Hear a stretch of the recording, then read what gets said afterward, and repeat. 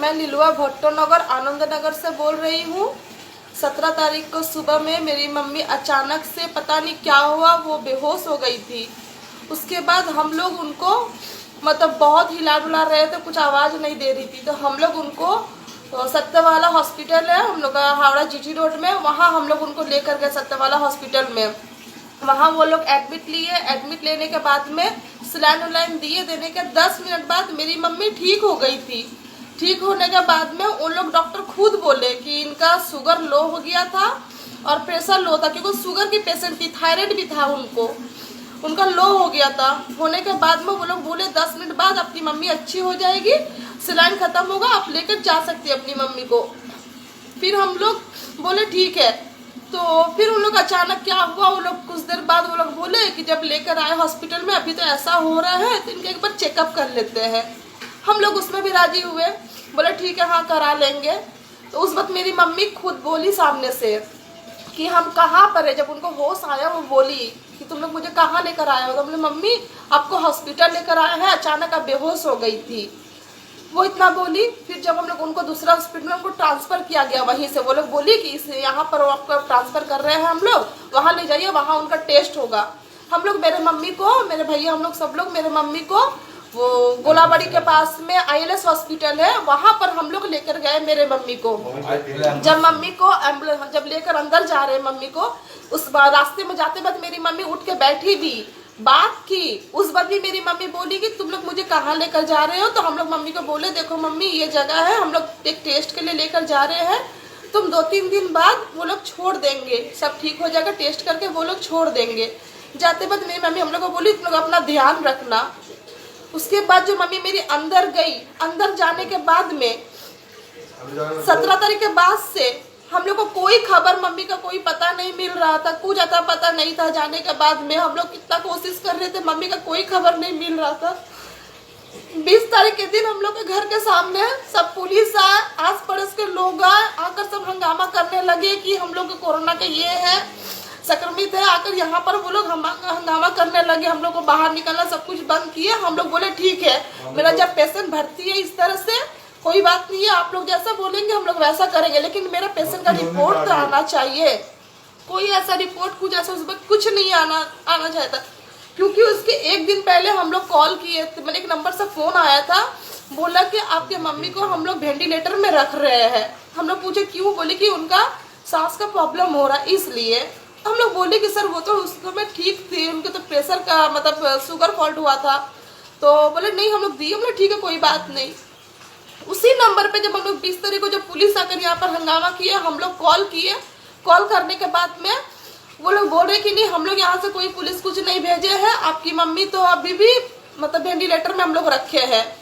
इस तरह से बोलते बोलते यहाँ भी हंगामा लोग कर रहे थे, फोन पे फोन आ रहा था, सब नाम पूछ रहे, एड्रेस पूछ रहे, वो इतना हम लोग मतलब टॉर्चर हो रहे थे। उधर मम्मी के लिए बार बार पूछ रहे थे। अचानक से 12 बजे के करीब कॉल आया कि मेरी मम्मी नहीं है, डेथ कर गई। हम लोग पूछे सर क्या हुआ उनको, कैसे, बोले कि हार्ट अटैक किया।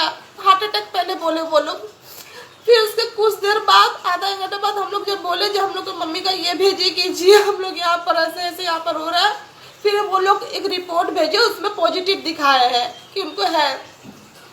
उसके बाद में वो लोग यहाँ पर पुलिस लोग, प्रशासन लोग, ये लोग सब आए थे, हेल्थ सेंटर के सब दीदी लोग, वो लोग बोल रही थी कि आपके फैमिली में भी हम लोग लेकर जाएंगे आप लोग सबको। हम लोग बोले हाँ हम लोग जाने के लिए राजी है। मेरा मम्मी का जब ऐसा हुआ, मम्मी को तो देख नहीं पाए, ना पॉटी दिया गया ना कुछ, हम लोग को देखने का कोई व्यवस्था नहीं हो पाया। उसके बाद में हम लोगों को भर्ती मतलब बोला गया कि हम लोग को पूरा फैमिली को ले जाएंगे। हम लोग 19 फैमिली थे, मम्मी मेरी 20 थी, वो तो डेथ कर गई, 19 फैमिली हम लोग थे। उसके बाद में हम लोग को बोला गया कि हम लोग को लेकर जाया जाएगा, क्वारंटाइन में रखा जाएगा, उसके बाद हम लोग का भी टेस्ट होगा, सब कुछ होगा।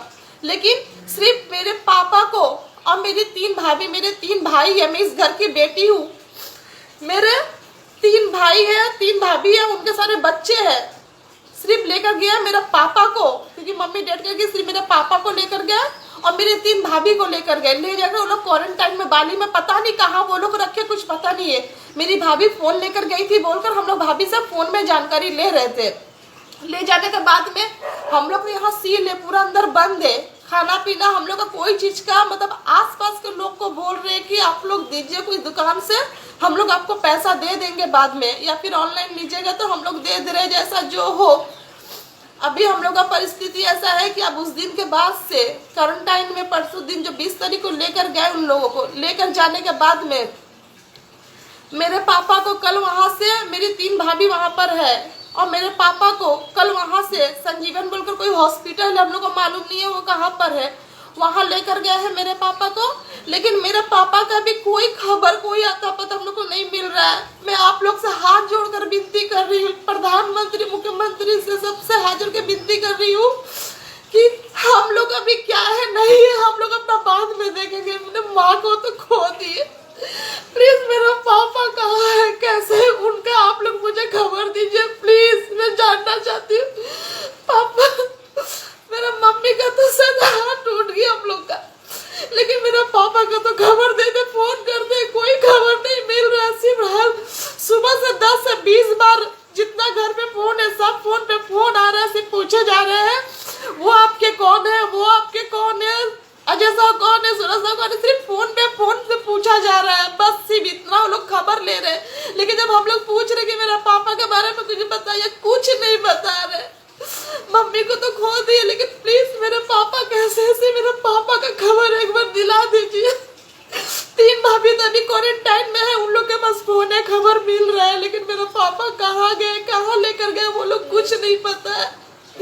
प्लीज मम्मी को ले जाने के आगे हॉस्पिटल में डॉक्टर ने बोला कि लेके जाइए इसको, जो सुस्त है, उठ के आए हैं, बैठ के आए हैं। मम्मी को कहा हॉस्पिटल के अंदर ले जाने के आगे तो वो पुलिस ने बैठ मम्मी आई है, मम्मी को बोली कि आप ले जाइए मम्मी को, अपने मम्मी को, आपका मम्मी सुस्त है, आपका मम्मी को कोई तकलीफ है, कोई तकलीफ नहीं है, ले जाइए। फिर एम्बुलेंस वाला ड्राइवर लोग जबरदस्ती लोग अंदर घुसा दिया, बोले इसको अंदर लेना पड़ेगा आपको। मम्मी को बोला कि हमारा ठीक है, तो मम्मी बोला कि ठीक है इसको ले जाइए, बोले नहीं, डॉक्टर लोग बोला कि ले जाइए इसको, नहीं, जो जबरदस्ती हम लोग घुसाया ड्राइवर लोग, अंदर लेना ही पड़ेगा, हम लोग लेकर नहीं जाएंगे, उनको घर लेकर नहीं जाएंगे।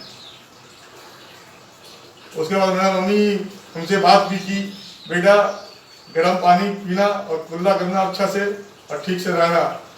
और मेरी मम्मी हाथ में अपने हाथ से सिलाई पकड़ के लेके गई, जीव भूल चिवेर अपने से बैठी है सर। जब मम्मी को लोग डेट करके जब पॉजिटिव बोला, सब लोग आए यहाँ पर हंगामा किए ले जाने के लिए कि ले जाएंगे, ये कर देंगे, तो लेकर गए। तो हम लोग को तो सबको लेकर जाना चाहिए था ना, कि हाँ हम लोग तो सब टच में थे, सबको लेकर जाना चाहिए था। सबको नहीं, सिर्फ मेरे 3 भाभी और पापा को लेकर गए, और ले जाने के बाद में वहाँ 2 दिन तक थे। कल मेरे पापा को वहाँ से वो लोग ट्रांसफर किए संजीवन हॉस्पिटल बोले, लेकिन कहाँ है क्या है, कोई नंबर, कोई अता पता। नेट से हम लोग निकाल कर संजीवन हॉस्पिटल में फोन भी कर रहे हैं, बताइए, बोले हम लोग ऐसा कुछ नहीं बता सकते, यहाँ ऐसा कौन क्या है नहीं हम लोग नहीं जानते, अब अपना कहीं और से पता कीजिए। इस तरह से हम लोग को बोला जा रहा है। मानते हैं कि अभी ऐसा परिस्थिति है, लेकिन अगर घर के किसी भी सदस्य अगर हॉस्पिटल में भर्ती होता है, आप लोग मिलने नहीं दे रहे, वो मैं समझ रही हूँ इस परिस्थिति में, लेकिन ये तो व्यवस्था होना चाहिए ना कि घर के लोग कैसे हैं, नहीं, उन लोग को एक बार ये खबर मिलना चाहिए, ये तो कम से कम करना चाहिए। लेकिन ये आप लोग कोई चीज का नहीं हो रहा है, ये प्रशासन का ये चीज बहुत गलत है, ये हम लोग को खबर देना चाहिए, क्योंकि हम लोग एक जन खो चुके हैं, ये दूसरा जन पापा जाने के बाद अब नहीं लगता कि मेरे पापा लौट के आएंगे, क्योंकि वहाँ पता नहीं क्या इलाज कर रहे हैं वो लोग। ये हम लोग तो वीडियो में बहुत सारा चीज देख रहे हैं कि किस तरह से एक बॉडी है, वहाँ पे दूसरे लोग भी मरीज पड़े हुए हैं, इलाज कैसा क्या हो रहा है, नहीं हो रहा, कुछ समझ में नहीं आ रहा है। कोई इंसान सुस्त भी अगर होगा तो वहाँ जाने के बाद तो वो लोग तो और क्या, वो लोग बीमार रहेंगे, क्या होगा कुछ समझ में नहीं आ रहा है। क्वारंटाइन में भी मेरी 3 भाभी है, वो लोग भी ठीक से नहीं है, वहाँ पर भी उन लोग को प्रॉब्लम हो रहा है, कपड़ा से, खाना से, हर चीज में प्रॉब्लम हो रहा है। यहाँ से हम लोग घर से कपड़ा भेजने का व्यवस्था करवा रहे थे, उसके लिए भी पुलिस प्रशासन सबको कॉल कर रहे थे कि आप लोग उठाने का तो उठा कर लेकर चले गए भाभी लोग को, लेकिन उन लोग का जो कपड़ा है पहनने का, ये वो जो हम लोग देना, वो लोग वहाँ से मांग रही है, उन लोग की जरूरत की चीजें हम लोग से फोन करके जो मांग रही है, वो चीज कौन लेकर जाएगा। आप लोग तो हम लोग को सील कर दिए, इस रूम में हम लोग को बैठा कर बंद कर दिया, लेकिन उन लोग को वो सामान कौन पहुंचाएगा।